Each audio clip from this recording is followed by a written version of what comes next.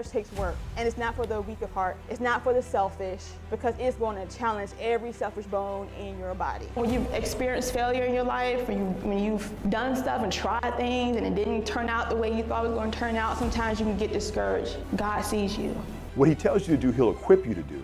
He'll give you the grace to do it. His grace will be sufficient to do it. So I don't care how smart you are, I don't care how intelligent you are, I don't care how creative you are, if it's not aligned with God's will for you, if you're not willing to let it go and sacrifice it all, you're not going to get God's best. You're not going to have all of God. You're just not. If you only do what you hear, everything you do will succeed. You don't have anything to prove to nobody. Absolutely nobody. When something crazy is going on, there's a crisis, there's a bill, there's someone in the hospital, the best thing you can do is get quiet and listen first before you react. Because what you hear to do will guarantee success of whatever it is that you do. He's asking you to trust him completely. Your fruitfulness, your abundance is in your obedience. It's being there where God tells you to be.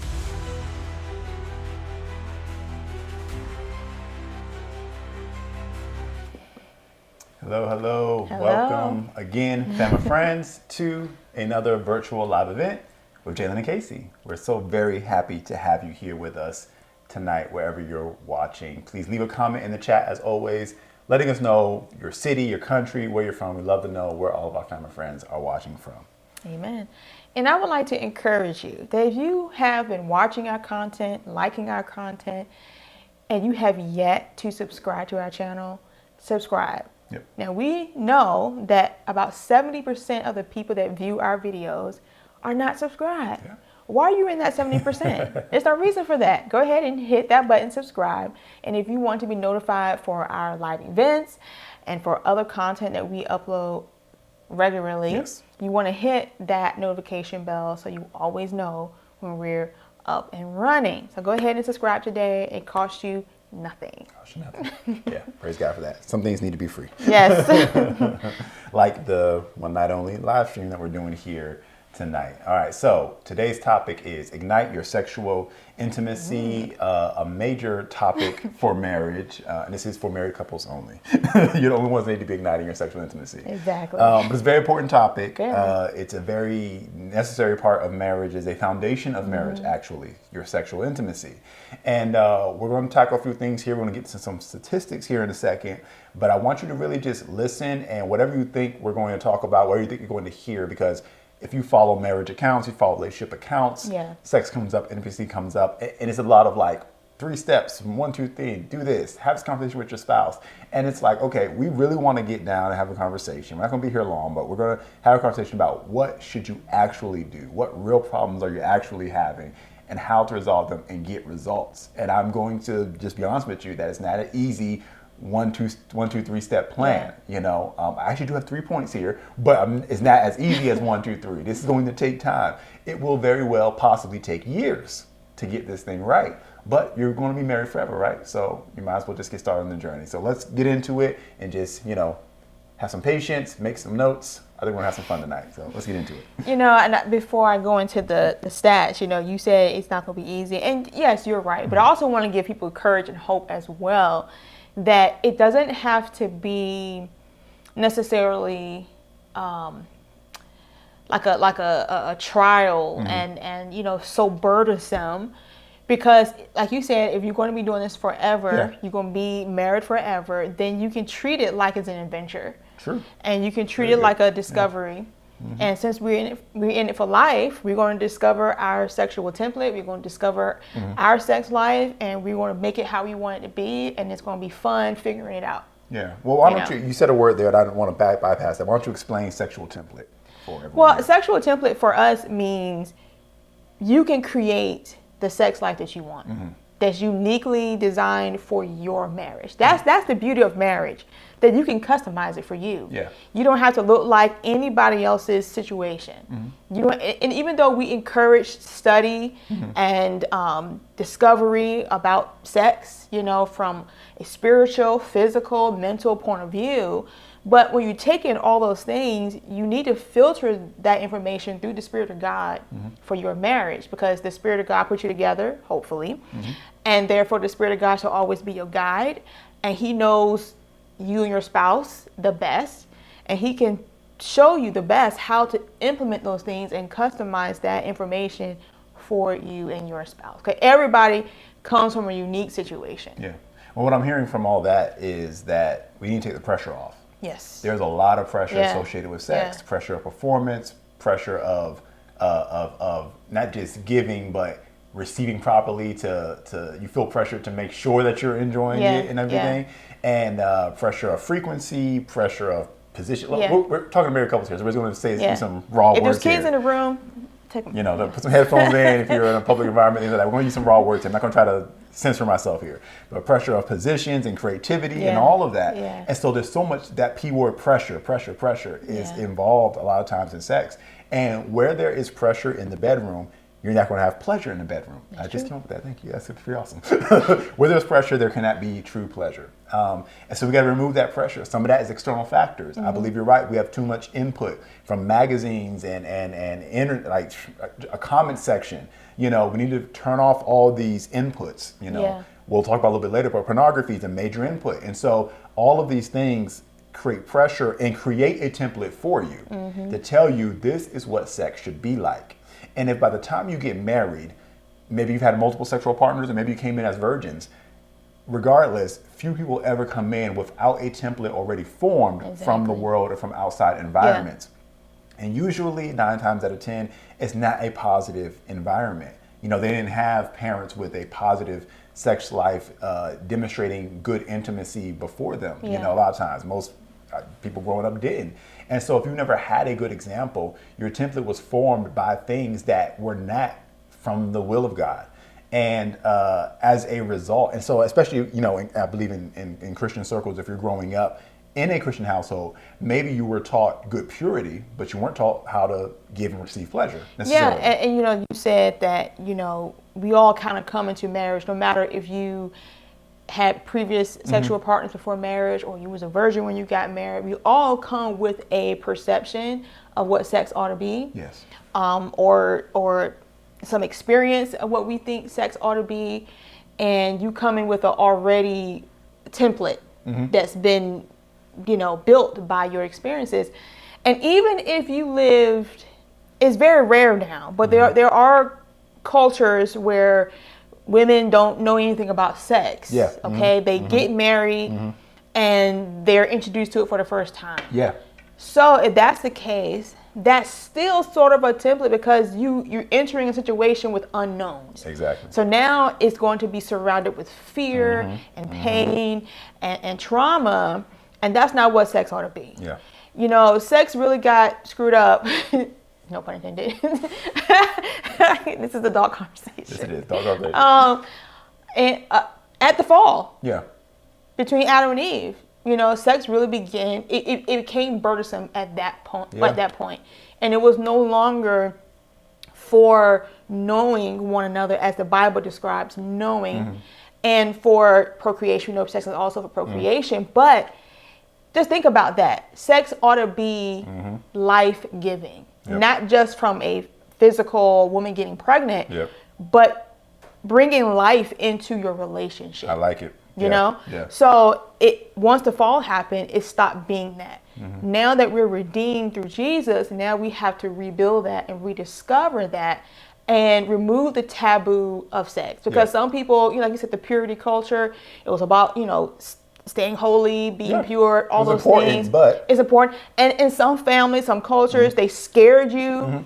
You know, so now you going into this situation with no knowledge whatsoever. I mean, talking about from even a anatomic level. Like I don't know what's happening physically to me exactly. when I'm having sex. So it's a bunch of fear around that and a lot of misconception. And from that, now you got generations of men and women doing it that way. And now they're going to preach it from a position of hurt, pain, trauma, fear.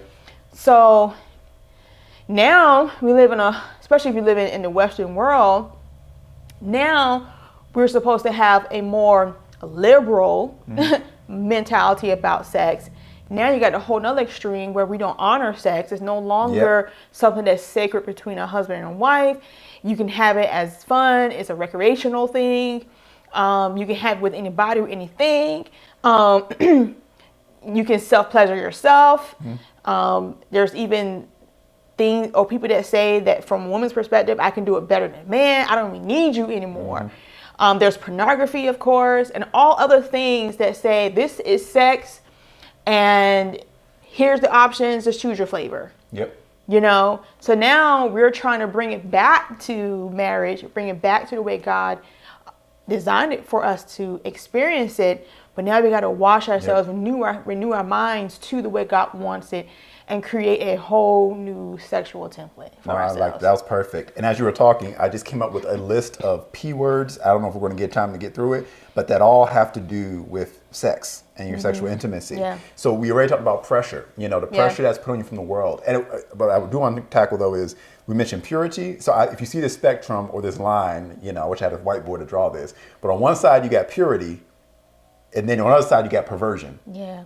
And then somewhere in the middle where we're trying to get to is purpose. Okay? Because you can make it an extreme. So you were taught purity, great, perfect. But there was never the transition into, okay, purity for when you're single, and now the purpose of sex when you're married. And because if you don't have the purpose, then also you're going to get into perversion. Yeah. And that's not better than purity. You know, and again, purity is good. Yeah. But what I'm talking about is if you're never taught purpose. So we have to find out what purpose is. Otherwise, you cross into perversion. And so the question is, what's the purpose of sex? Because God is the one who creates everything. And so usually when you go back to the book of Genesis, those first 3 chapters, you can find the purpose for everything of what we do in our lives. And it's like, well, where is sex in the Bible? Well, there's actually an entire book on it. It's called Song of Solomon. But again, it is in Genesis. And so when Eve was presented to Adam, God created Eve from Adam. They were equal beings. And that's why he didn't just go and create again from the dirt, because they were one creature. But he separated them. And then he said, it's not good that Adam, you be alone or all one. And I'm going to make a helpmeet for you. That term Ezer, which is an equal partner with equal strength. You would find an Ezer to be an equal army to help you fight an enemy. And so they needed to fulfill the assignment together of subduing in the garden and in the world. And so that's what Eve was created for. And then Adam saw her, and then he defined marriage and sex. And he said, a man shall leave his father and mother and become one flesh. So the entire mission of marriage is to become more one. Yes. And so all the tools of marriage that we talk about on this channel, whether that be communication, whether that be, you know, spending time together, taking date nights, things like that, trust, all these different things, boundaries, it's all designed to help you become more one, more one flesh.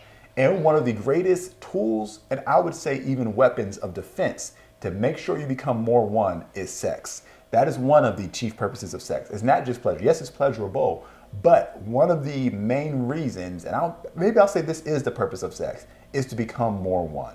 From a physical standpoint, that is a physical tool you can use to become more one. There are spiritual tools, there are mental tools, but there's also a physical tool to become more one, and that is sex and sexual intimacy. It is highly important. And if you don't know its importance, you won't prioritize, that's the P word, prioritize it in your marriage. So if we jump into people who are already married and you are having issues, you're having another P word, problems. You're having sexual intimacy problems. Do you want to hear some of the stats? Yeah, so the question is, why are you not having sex? If you're having sexual issues, why do you have these issues? Why are you not having sex? Are you satisfied with your sex? And I'm sure those of you who are watching that are married probably got a list. If you are in the situation we're talking about where you're not satisfied with your sex life, I'm sure you can list off a handful of things as the reason why you're not having as much sex as you want, or you're not happy or satisfied. So we did a little Googling. And this is from the General Social Survey. All right. They did a report on the sexual frequency of 660 married people in a single year. All right. So 25% of these married people had weekly sex. 16% reported having sex 2 to 3 times per week. 5% reported having had sex 4 or more times per week. Okay. 17% of people had monthly sex. So that's 1 time a month. 19% had sex 2 or 3 times a month. 10% hadn't had sex in the past year. 7% of adults had sex once or twice within the previous year. That's crazy. Yeah. And then they list, certain factors that could lend to those percentages. One of them being age. Yeah. That's a big factor for some people, their age. And really what they're saying is not that because you're older you can't have good sex or frequent sex, but typically as we age we become more unhealthy. Yeah. So our body stops functioning the right way, so therefore we no longer have sex, and that's sort of a big deal. Well, I'd imagine also as you age, whether it's going with senior citizens, but you have children, jobs, career changes, and you start prioritizing it, I would imagine. So for instance, some of the issues were erectile issues, decrease in testosterone levels, and for women, estrogen, things like that. So what do you think is most important when we're talking about this topic? Do you think it's frequency? Do you think it's satisfaction? Or is it a combination of both? I mean, what do you think should be people's focus? Well, we was talking about this before we got on, and we was really trying to figure out what makes sex satisfying. And we just simply came up with satisfaction is really defined by the individuals. Yeah. So is it frequency? If having sex more frequently, would that make you satisfied? Someone raise their hand and say yes. And I will see most men will probably raise their hand. And that's also in this study is that, most men would love to have more sex more frequently. Most women do not want to have sex more frequently. But is frequency really the answer to your satisfaction? Again, we go back to, we believe that the satisfaction comes from both parties coming to a resolve about how they want to handle this. Well, again, sexual template. Yeah, so sexual template, yes. You want to create something together. And we do, people talk about, we come into this a lot with house chores and things around the house.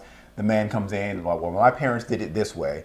And then the wife comes in, well, my parents did it this way. And so they have all this conflict because they're trying to recreate what they saw from their parents. And so it's like, well, my parents, the wife did all the housework and the man didn't do any. And the wife's like, well, my parents, it didn't work that way. Or I didn't have both parents in the household, so everyone's kind of fending for themselves. And so it's like they had this clash. And when I talk to people like that, I usually say, okay, well, stop talking about what your parents did and do what works for you. Because if you're having this conflict and you're trying to force a circle into a square into a circle, it's not working. So stop, throw away what everyone else was doing, and find out with the help of the Spirit of God what's actually going to work for you. And also realize that what worked in year 1 of marriage is going to work in year 7 when you've got some kids running around. You're going to have to make adjustments. And so that's just with house chores. Well, it's the same thing with sex. Throw away what everyone else is saying. We just read statistics there, so you may see that like, 25% of people have sex once a week. That's the greatest share of the percentage. So that's what we should be trying to strive for. Okay, if that's what you both agree on, but don't just do that because you think that that's what you're supposed to do. Okay? Yeah, and that might even change because you have ebbs and flows in life. Exactly. It's definitely going to change. It's not always a negative. There are times when you go through certain stressors in life, job change, house change, where things, we're not going to be having a whole lot of sex right now because our focus is shifted.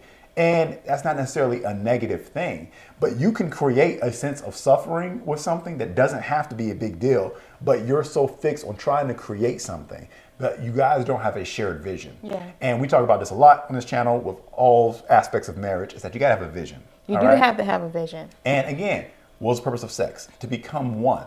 So if the topic of sex is always an argument in your household, you guys have differing viewpoints on sex and what it should look like and what it should be, then you're going to see that's the problem. Your sex is actually tearing you apart instead of making you become more one. And how can two walk together unless they be agreed? That's another scripture. Okay, so what we're looking at here is your sex life is having issues because you don't have a shared vision. And so if you don't have a shared vision, you can't walk together, you can't sleep together, and you can't become more one. You can't become one flesh. So before y'all start touching each other again, y'all need to sit down face to face and have the conversation about what is the vision for our sex life. Anybody who's trying to get out of debt will say, we need to make a vision. What do we want? What are our goals? And then once we have our goals, What is our plan? What is our budget? How are we going to get there? We want to put our kids through college, so we need to start saving and investing. So you create a vision, then you create a plan, and then you create daily step-by-step actions to get there. Have you ever done that with your sex life? Yeah. Have you ever had a conversation? So I do want to get to our bullet points and go down those things. But real quick, I do want to throw in this other little statistic. Yeah. And they were talking about in the early 1990s, couples were having sex at least 5 times a month. Mm-hmm. In 2012, we started seeing the frequency decline and to an average of 3 times a month. And some will say that's because of the internet, pornography, just distractions, tech distractions. Yeah, I'd agree on that. I can say that I'm a more distracted person as a result of smartphones, streaming. Things are just so much more readily available for us. Yeah. And it's kind of a weird way to say it, but when you're bored, your mind will wander. And if you're married, well, we're bored, let's have sex. Yeah. Now we hardly are ever bored. Yeah. Oh, we have 40 million different options. And right, we have a lot of options for stimulation other than each other, our spouse. Yeah. I mean, because it's really rare that you see people just sitting next to each other without their phones on, scrolling. I mean, we guilty at this too sometimes, and having to make a conscious effort to put the phones away and just turn on some music and just sit there and just be. In each other's presence, And just be. And I think as a society, we're just so wired. We're so amped all the time that for us to get to a baseline where our sexual desires will rise again, I don't know how long that would take for some people. Yeah. You kind of got to detox. Yeah, you really got to detox from that kind of thing. No, I believe that's a huge issue for our generation. I saw another statistic related to that, but it was like millennials and Gen Z having way less sex than the previous generations. Yeah. And no, it has a lot to do with that because, again, sometimes to get another P word, presence. Yeah. Just the presence of each other. Just that you won't get, let's go spiritual here. If you're going to get revelation from God, you got to spend time in His presence. Yep. You got to pray, you got to worship, you got to study the Word, you got to spend time getting input from Him. And so if you want pleasure to happen organically, naturally, and not just be kind of, you got to be present. You got to be present. And a lot of times we're not present with each other. And I'm not talking about physical proximity. We could, like you said, we could be next to each other on our phones and we're not present. And so if you just practice each other's presence, you would talk more, you communicate more, and that always leads to better intimacy because communication is the foundation of intimacy before you even get to sex. So let's talk about communication. Yeah.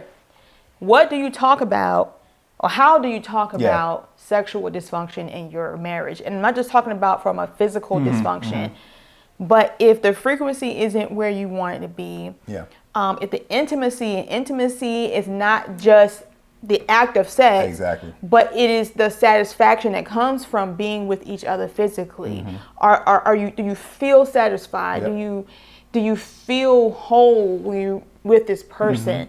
How do you communicate that to your spouse? Because what I see happens is that things begin to wane in your relationship, and for some reason we just feel kind of like guilty or weird kind of approaching it. And we can obviously see there's a dysfunction happening in our sex life, and we just kind of like not talk about it. I guess we just kind of think maybe it'll fix itself, or are we waiting for the person, our spouse, to kind of recognize it and bring it up, and then you get to this impasse in your relationship where you're just not having sex at all, and now you're bitter, now you're angry. The wife got a complaint. Well, I'm tired all the time. The kids and this, whatever. I'm dealing with this, whatever. Why are you asking for sex? And the man could be, I'm stressed and whatever. It could be anything, but we don't know how to communicate that. I know when we've had our struggles, we had to sit down and talk about it.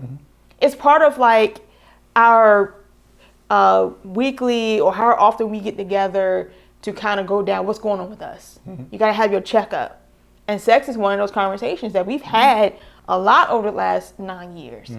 And it has changed over the last 9 years. It's gotten better over the last 9 years. And we're still growing in that. But the thing is, it has to be a conversation. You should not feel guilty. You should not feel embarrassed or shame talking about sex, because it is very, very, very important in your relationship, and it has to be a priority in your relationship. Well, with communication, you might say, okay, well, you're telling me that step one is communication, but we do talk about it. We always argue about it, or the partner doesn't want to talk about it. True. So to help with your communication, get you a mediator. Yeah. And that's, yes, you could get counseling, get some good spiritual counseling for sure. That would be great. But, there's a cheaper way also, and that is to make your mediator be a book, an audio book, a video like this. You might be watching this alone and be like, okay, me and my spouse are going to sit down and watch this video together. That's what we did. Yes, that's what we did all the time for all of our marriage issues, including sex. It was a book, we did. It was a video, it was something. And we were, and definitely audiobooks. Yeah. We would listen to the audiobook. And I really encourage audiobooks. Now, I know that, people like to read in books, but you're both hearing at the same time. But if you're both hearing at the same time, you're listening at the same time, and if there's something that comes up that kind of sparks a conversation, you can pause it. Yep. That's what we did. Yeah. And it was like, that's what I've been trying to explain to you, or let's discuss that, let's go a little deeper, or how do you feel about that? Take notes, and really get engaged in the conversation. Yeah. So yes, audiobooks, videos like this, and even sitting in front of a certified, I will encourage a Christian counselor, but sit in front of someone who specializes in this to help you all put language to your feelings. Yeah. Because I feel like a lot of times, because we don't always know how to put language to our feelings, we wind up doing more harm. Yep. And we get very emotional about it, and then we say something very harsh, and then the person just gets offended, or they feel like you don't care. When in a lot of cases, it's not really the case. It's that we just don't know how to properly communicate. Yeah. And letting someone else say it for you kind of takes the heat off of you if it's something that's going to poke one of their insecurities. And also it helps them know that there's somebody else feeling what you feel, dealing with what you're dealing with. So you're not alone. Maybe you're trying to communicate your need to your spouse and they're just missing it. But when they hear it in the book, they're like, oh, okay, you're not crazy, you're not strange, you're not perverse. Everybody else also feels the same way too. But I also encourage patience, because although you may have that mediator, it's not going to necessarily stop offense. It's not necessarily going to stop arguments. Because again, there's a lot of insecurities at play here if you guys have it connected and become one on this. There was a book we listened to early on, which I don't mind saying this. I don't think you'd be embarrassed, but I'm just trying my ear for a second. It was a book, and they talked about a lot of different topics with sex and everything. And they mentioned like frequency, and this person in this book actually suggested what they thought should be the frequency, and you didn't like what they said, and you got kind of offended at that. And this leads to point two, which is patience. And I kind of like what the person said, because it led to what the man said, but I didn't push the issue, because you got to have patience on this, because you're not going to agree on everything starting out. Obviously, you're on opposite sides of the issue, but you're trying to find a place of agreement. And so if you harp on every little thing, or you attack their insecurities, that makes people draw up. You got to understand, we went back to how your template was built, whether it was from perversity or from purity. If they came in without with an already formed template, you're poking at someone's religion. They tell you don't talk about religion and politics in the workplace, because it could cause an argument, cause an issue and contention. Well, talking about sex and marriage is kind of just as sensitive. It's like you're trying to diffuse a bomb here, because people get real sensitive about these areas because they have a template built, and you're starting to pull that apart. You're starting to poke at their religion that they've built around sex. And so it's going to be a sensitive topic. Go in knowing that and be patient. And that's why communication is so important. And I just talk from a woman's point of view. Sometimes women can just assume that their husband understands what they're dealing with, or they see what they're dealing with, especially if you're like a stay-at-home mom, you got kids and you're doing stuff, and your husband come home and they want to have sex. And you looking at them like, are you crazy? Do you not see I've been home all day with these kids screaming and hollering? I need me time. I've not even been able to have a quiet moment. I've barely eaten any food today. I've hardly been able to go to the bathroom by myself. And you're overstimulated and you're just whatever. And he wants to touch me. It's like, get away from me. And we can get offended because we just don't understand why they can't see how stressed I am. And you want me to perform for you.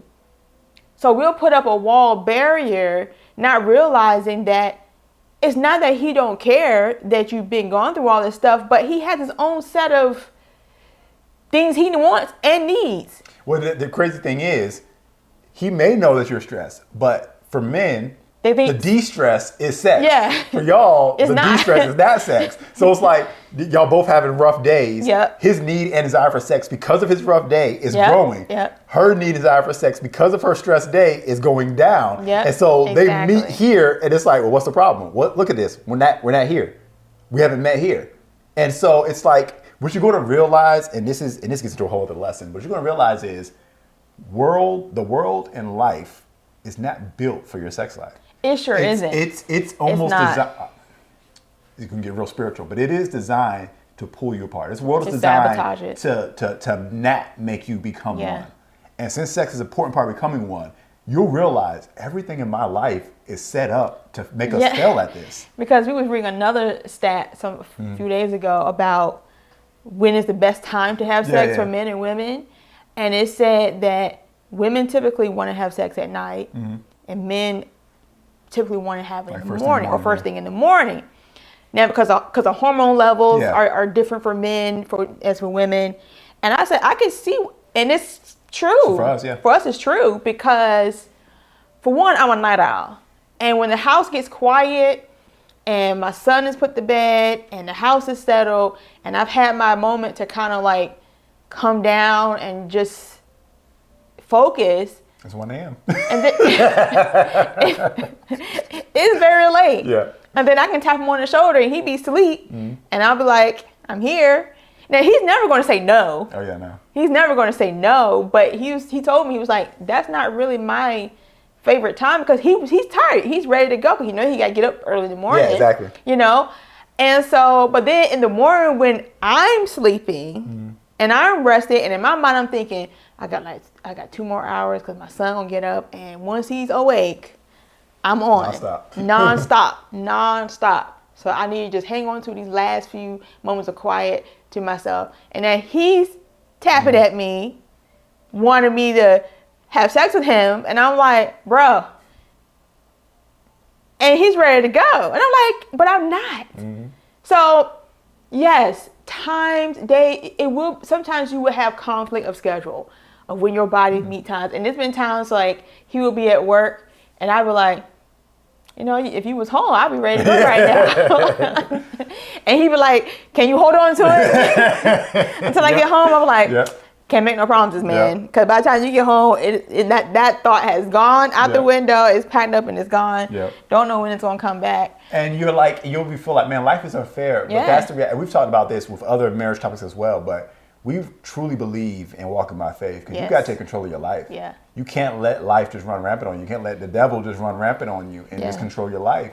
And there's a lot of things that you may need along your journey of life to help support a positive sex life.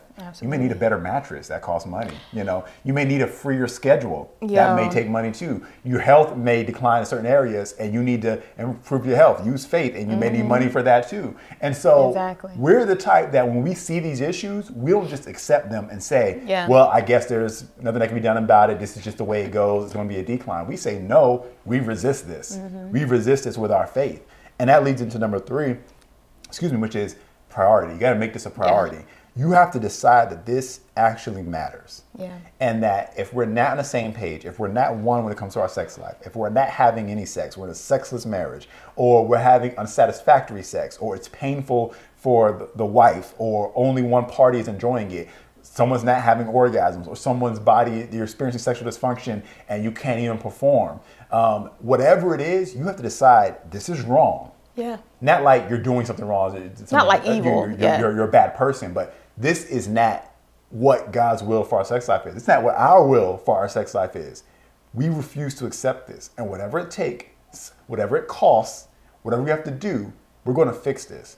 And you can never, if you're the partner at this point in life who doesn't care as much, and you automatically assume we're saying the wife, but one thing that happens as you get older, sometimes the wife is then more ready and the husband experiences sexual dysfunction and he's less interested. Whoever it is, you cannot be selfish and just say, I don't need it anymore. I don't need this. Let's just turn this off. No, you can't do that. Yeah, and I think that depending on your mentality and mindset about sex, especially if you've been married for a good number of years, will also determine how much fervor you will have in pursuing a healthy sex life. Because some people just do accept that as we get older, or because we have these kids, whatever, that this is just the natural progression of our sex life. This is the way it's just going to be. This is very common, but we've always taught just because it's common doesn't mean it's normal. And we've accepted a lot of common behavior as normal. So we just kind of preach it, because I've heard, especially, older couples, they say, girl, look, have fun, in the newlywed stage of your relationship. But when you get to this stage, don't worry about sex. You don't need sex. I've heard people tell me you don't need sex after a certain time. Yep. I don't know that to be a fact. I'm not that old, to validate that. But I do believe that we just kind of accept certain things because, again, it's common and it's been taught to us. So we expect it. So we just stop caring. We stop needing it, not realizing that we do need it. Yes. Now, though it may change, it doesn't mean that it can't be good. It can't be satisfactory. But when you see the decline, that's when you ought to start, dealing with it. Actually, you should try to do preventive maintenance by being healthy and doing all the right things. It's like you do it. But when you have checkups. But when you notice a decline and you just kind of say, well, it's whatever, you need to do something about it. We do that with our vehicles. When we see the declining in a car, like it's not picking up the way it used to, or we're not getting the gas mileage, whatever, we start tinkering around, take it somewhere and say, hey, what's wrong with my car? It used to perform one way, now it's not. Fix it. Why shouldn't we be that way with our marriage? Yeah. We was doing great at one time. We should always try to be our best. Yep. No matter how long you've been married, we should always try to be our best. And again, it will vary with life changes. Won't look the same. Listen, I know there are couples who have certain elements and things that keep them from being able to be physical with one another.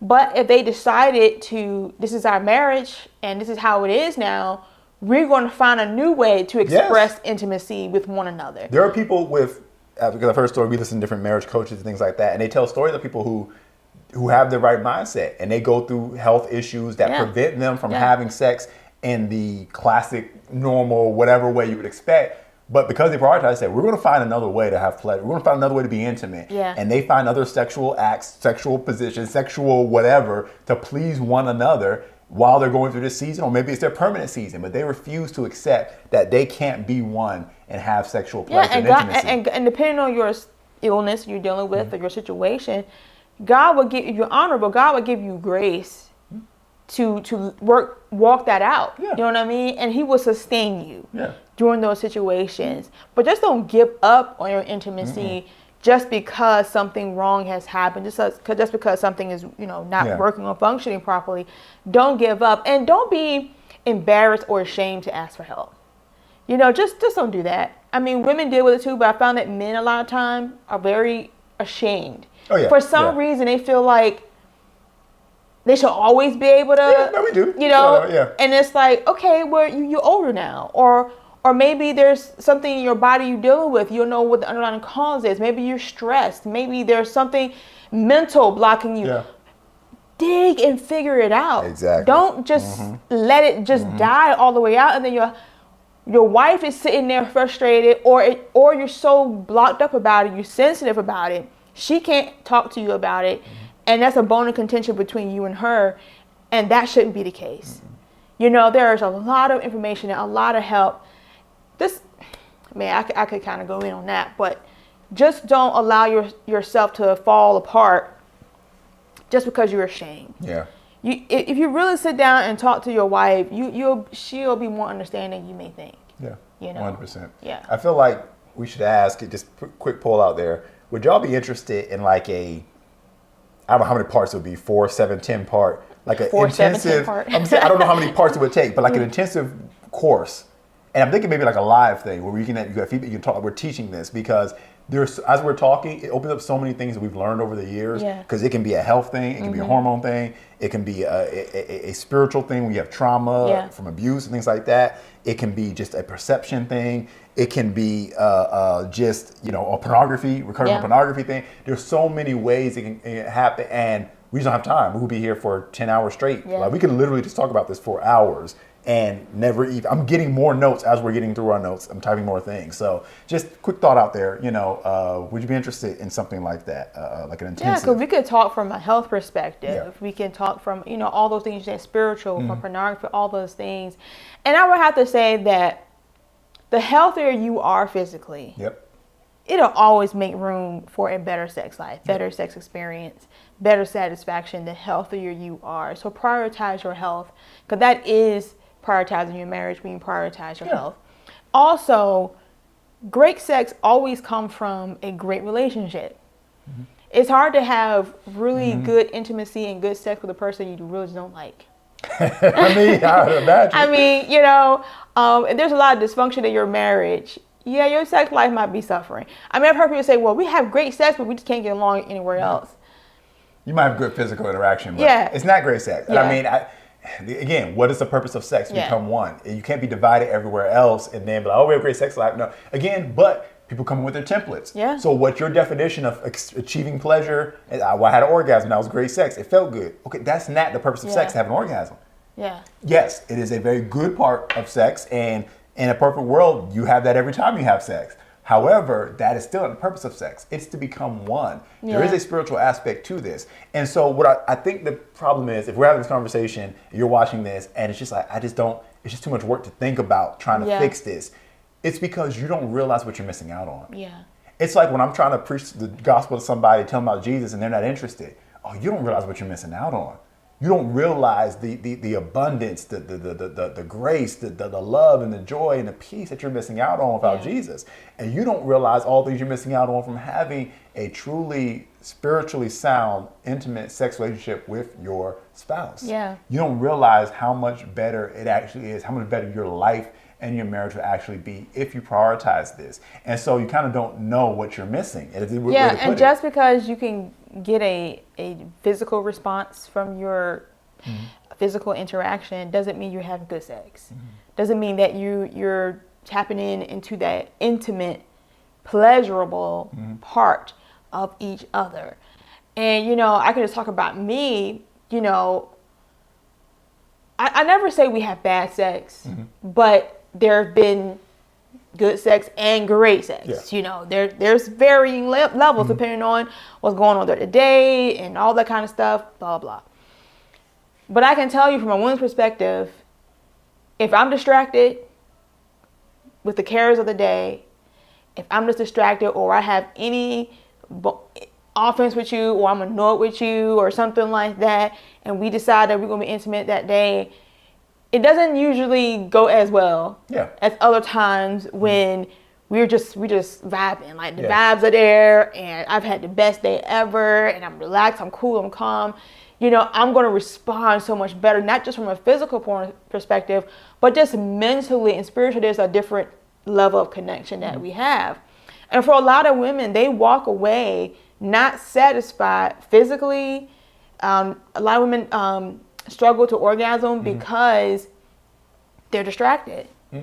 And the man, because it's so easy for most men to have an orgasm, things like that, reach orgasm, men just think, oh, it was good, so it was good for you? Because, and it's like, no. And for you and I, before we got married, we told each other, and I think it's the real reason why we have such a good sex life, and that even the things that some people may consider a struggle, we've overcome so well in certain areas because we decided we were not going to lie to one another. Exactly. And I mean, this is a big deal because women will confess all day long, yeah, I fake it. I told my husband I would never fake it. I would never fake it. If I'm not, if nothing popped off, then nothing popped off. I'm not going to fake it just for you. And this is a real comment. I'm telling y'all my business, y'all. Okay. There have been times when I've had sex with my husband for my husband. It wasn't for me. Yeah. Sacrificial sex. Okay. No, I'm saying that's the thing. You know, and because Yeah. he was in need of it, and because I'm the only one that can fulfill that Yep. need, I had sex with my husband, and I didn't get anything out of it physically. All right, and that's very rare, but it has happened, and I know when that's that. I know when it's that case, and I know when I'm entering into that situation, I know exactly why I'm doing it. But ultimately, it is for me too, because if my man is happy, then we all can be happy, right? But what I'm saying is some women are with their spouse, their husband, and they walk away feeling void every single time. They're not getting physically pleasure. That shouldn't happen every Their time. souls feel empty. There's no connection spiritually, physically, mentally, none of that. And they feel used. Yeah. They feel like a tool. And their spouses just don't seem to discern that. Something's wrong. That's a broken marriage. Y'all need to work on that. Yeah. Because that's not a good or safe place. So even in those situations where I knew that, you know, I ain't feeling it, but because you need it, here I am. Here I am, Lord. Here I am. I didn't walk away feeling like you was using me, you know, or, you know, I still felt good because this is what you're supposed to do. Is this? I'm the wife. I'm your helper. You know, I helped him out. He did better at his job today. You know, but that's why it's important to have a healthy relationship. You can communicate that stuff. And communicate, yeah, because I would tell him. And be okay with that. Yeah. Like, this is what this is what's happening, and this is it, you know? And it's not that, and I don't want to paint you off like you're not respectful. He is respectful when I'm just not in the mood or something, I'm tired or whatever. So it's not like he demands that of me every single time, but that's not the case. I don't want to paint you as, you know. And what she also knows is that I achieve my greatest pleasure when we're having sex when she's having pleasure too. Yeah. I'm actually not very interested if I'm the only one having Yeah. pleasure. And so if she's not interested in having sex, then I'm like, okay, well, let's wait till you are, because, you know, it's whatever. If you don't get anything out of it, it kind of kills it for me. You're good like that. But one thing I want to say on that, though, is because we mentioned something you just said, but also mentioned earlier about if you're someone who's just like interested in sex, don't just turn off. You got to make it a priority. Yeah. But I also want to go from the other angle. If you're the one with the higher sex drive, as we call it, and the other person just is not seeming to be interested and is not interested in working on it, still be patient with them. Don't just make them the villain. You know, don't just show them this video and say, see, they're saying you need to prioritize this. Yes, they do, but understand there is a reason why. Yeah, absolutely. There's a reason. And whatever, and if they're defensive when you bring it up, that means there's a level of shame and guilt there because they know it's supposed to be different. Yeah. They know they should be more giving and more sacrificial, or they should want it, and they may not know why. Yeah. You know, they may not know why. They may feel broken and they wish that they could press a button and turn it on and fix it and give you what you want. Yeah. But it's just not there.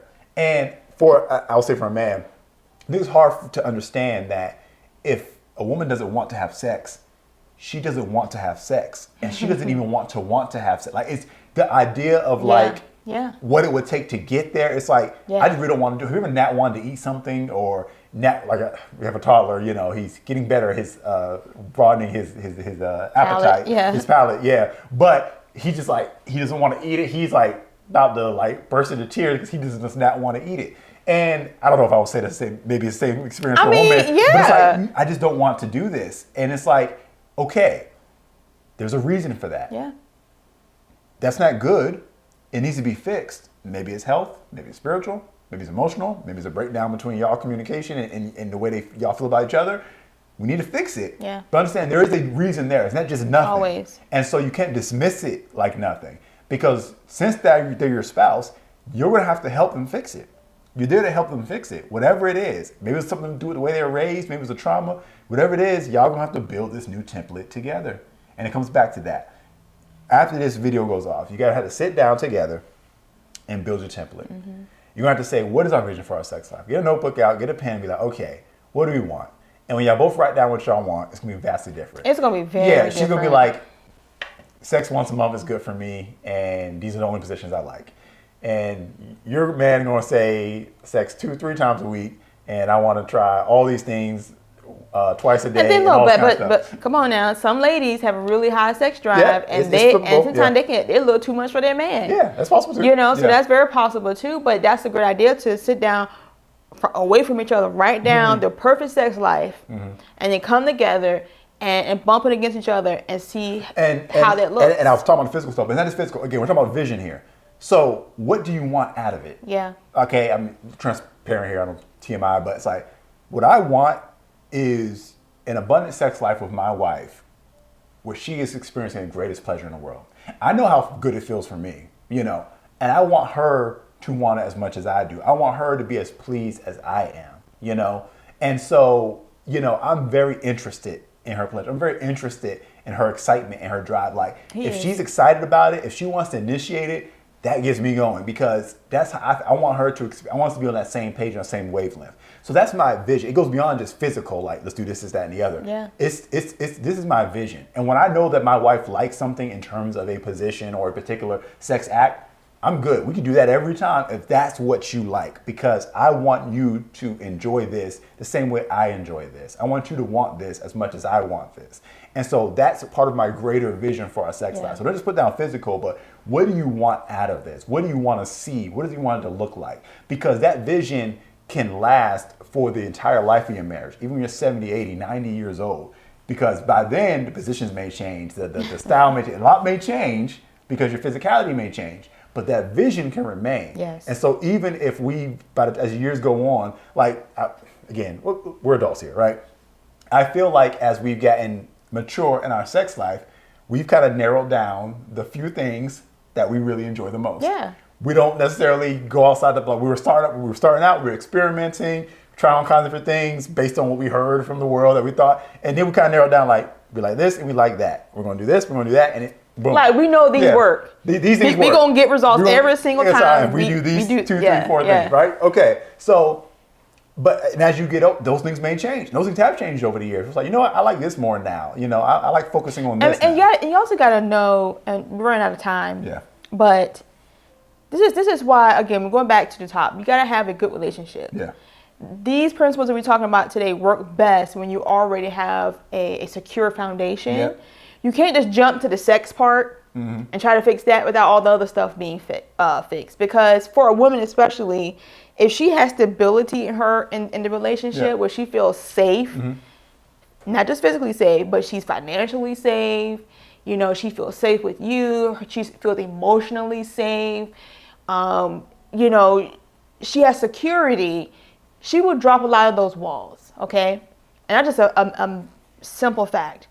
Also, what kind of personality does your spouse have? Are they adventurous? Are they more of a homebody? Things like that. You know, I am not the most adventurous person. I'm a very cautious person. I like safety. I am safety Casey. You can call me Safety Casey, okay? And I don't, because I get distracted easily, okay? And I don't want to hear stuff, see stuff flying. I don't want to be on no beach with the sand and the ocean. That seems romantic, you know. My husband probably would love that, you know. He's a very romantic guy, very adventurous mind. But for me, all I'm thinking is sand all in the cracks and everywhere. There could be bugs. There could be this. Somebody could be watching. Yeah, just like, and then after this, I got to get up and go to the shop. Like, it's so many things that my mind would have to consider to even try to get in a space where that would be possible. Why can't we just do it in a nice, clean room?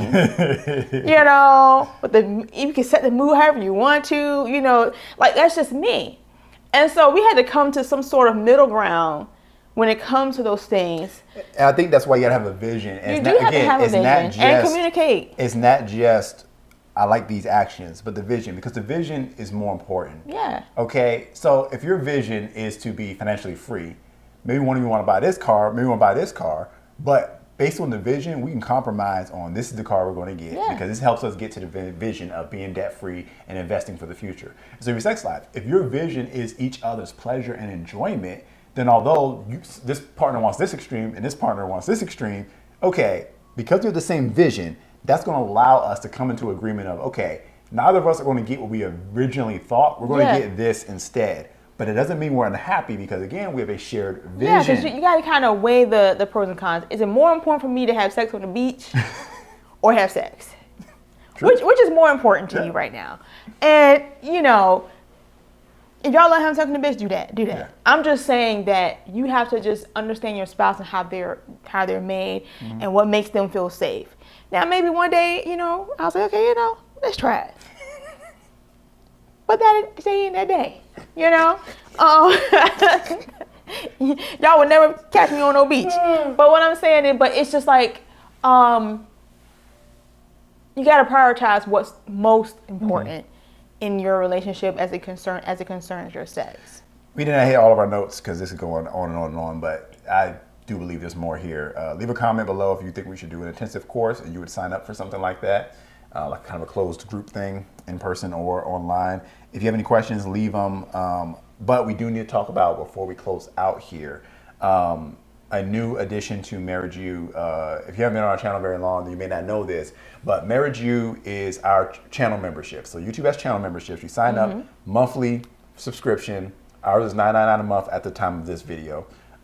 And we call it MarriageU, our streaming platform, for all of our educational, entertainment content, podcasts, short films, documentaries, all kinds of good content. So we are releasing today, it's available today if you're a channel member, a subscriber to MarriageU, Deaf to Pornography. Yes. All right, so let me pull the graphic up here. There you go, you should still be able to hear our voices though. Deaf to Pornography and MarriageU Original. We had shot this and released this a few years ago, and we re-edited it and re-released it. We call it a cinematic podcast, a cinecast, if you will.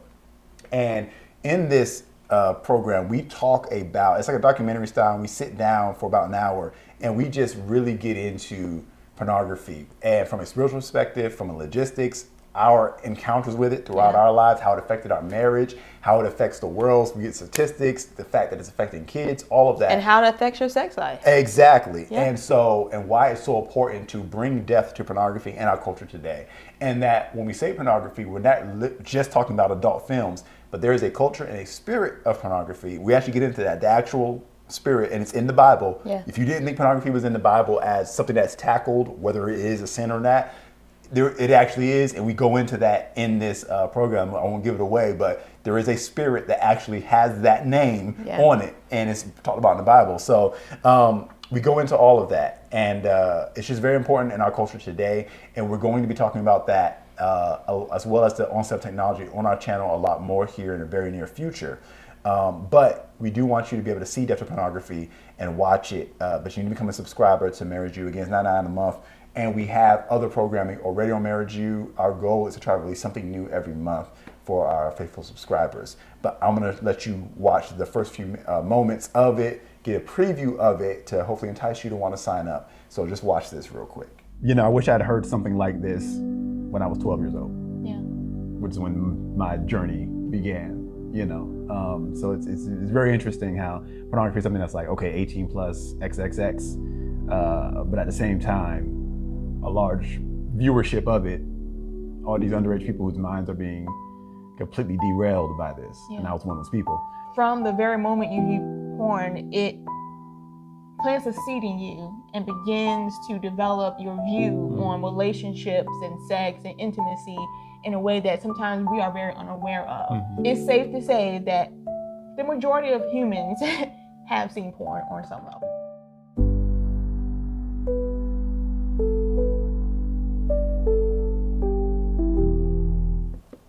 That was a very, very short teaser of Death to Pornography. Very short. But that was a very powerful cinema podcast that we did. Yep. First of its kind. And I remember releasing that, and it was heavy. It was even kind of heavy doing it because we talk about personal experiences with pornography and how it affected us and how it still affects people to this day. Yeah. And don't be fooled. You know, don't be fooled that pornography is still very much around, and it is very crafty. And it's evolving even now. Yeah. And the way it's affecting the next generation. Yeah. Each generation it evolves. We talked about the stimulus of smartphones and streaming, things like that, but that evolves with it. It's usually on the forefront of technology, actually. Pornography usually is where the new technology is tested out on the young generation. And it is a heavy reason. And the children are becoming younger and younger and younger. We have a 5-year-old right now. Yeah. And we have to be careful because that spirit is introduced to children at a very young age. Exactly. But when it grabs hold of you and it's something that forms your sexual template, even as someone who viewed it, we talk about in the cinematic podcast how you can be affected by the culture of pornography without ever having been someone to view it, you know, and how sometimes it's subtle in some of the TV shows you watch on Netflix and in some of the pages you follow on Instagram, and it's like you think, oh, I'm not interested in pornography, but but it actually is affecting your culture and your template, and you're bringing that into marriage, and that can play a huge role also in affecting your intimacy and your sex life. So it's very important. There's nobody who's watched it who wasn't, you know, who didn't love it. So please do. Oh, so how do you do it? If you're on YouTube right now on your phone, or if you're on your TV, you won't be able to do this, but if you're on your phone, there should be a join button right there. There's a subscribe button. Hopefully you already clicked that. But there's a join button. If you click that, a little window will pop up and show you, hey, put your credit card information in and join up and become a monthly subscriber. You get charged monthly for it.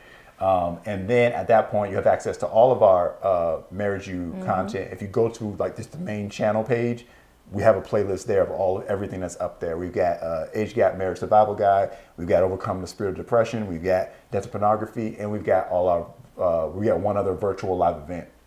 Because one of the things about live events are we leave them live for 24 hours, and after that they go and become channel member exclusive. So if you want to watch this back after 24 hours, you will need to become a MarriageU subscriber. So we encourage you, even for just watching this video again, become a MarriageU subscriber. So like I said, that join button should be there. If it's not there, it's also in the description of this video. There is a link to watch Death to Pornography, to join MarriageU, and you get in there. And if you have any problems, any questions or anything like that, just leave a comment. And we'll make sure we'll just comment back with the link so that you can sign up and watch, so you can get access to all of our exclusive content.